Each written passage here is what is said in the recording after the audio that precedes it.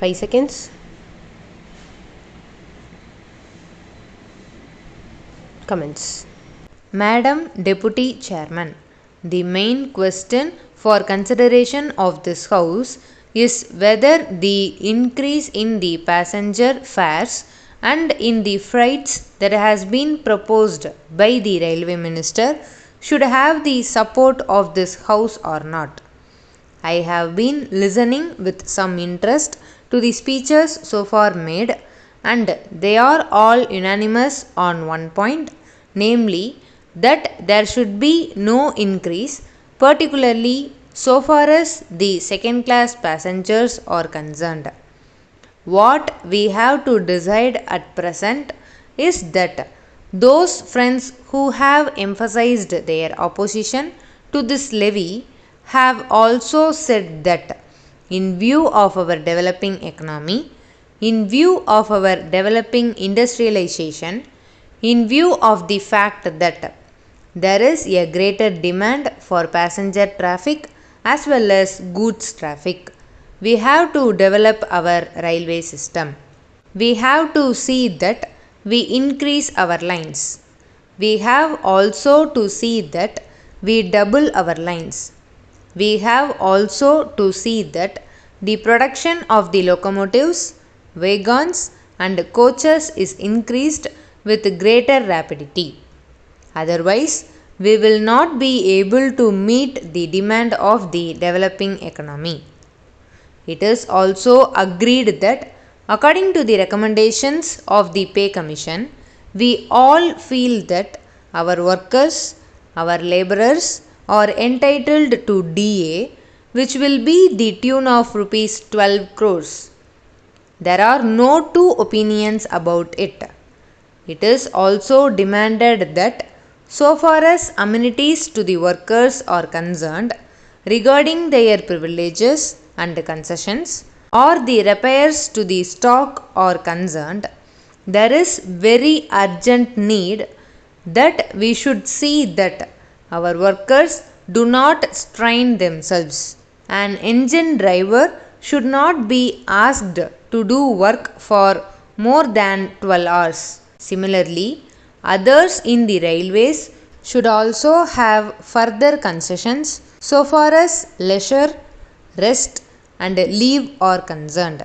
It is also agreed and it has been emphatically stressed on all hands that the second class passengers are not getting amenities which they should get. The greater portion of the income comes from the second class passengers, and the position is that they are not getting their dues by way of rest and comfort which are necessary for them. I appreciate that effort is being made that so far as sleeping accommodation and provision of fans to the second class passengers are concerned, something is being done. But this does not touch even the fringe of the problem, and when we see the second class passengers huddled together like cattle, not even having sufficient air to breathe in, we feel that there is something seriously wrong with our railway administration. We have also to see that the shortage that we had about the supply of wagons to the coal mines and to our steel industry is not there.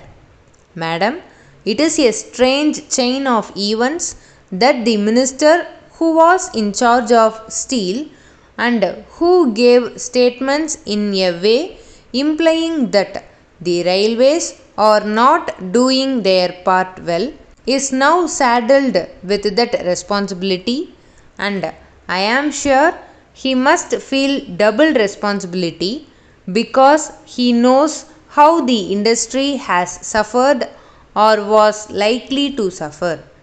As the Minister of Steel, he charged the Railway Ministry of not doing things which should have been done. So, now these are the problems that we have to meet, and the question arises how to meet them.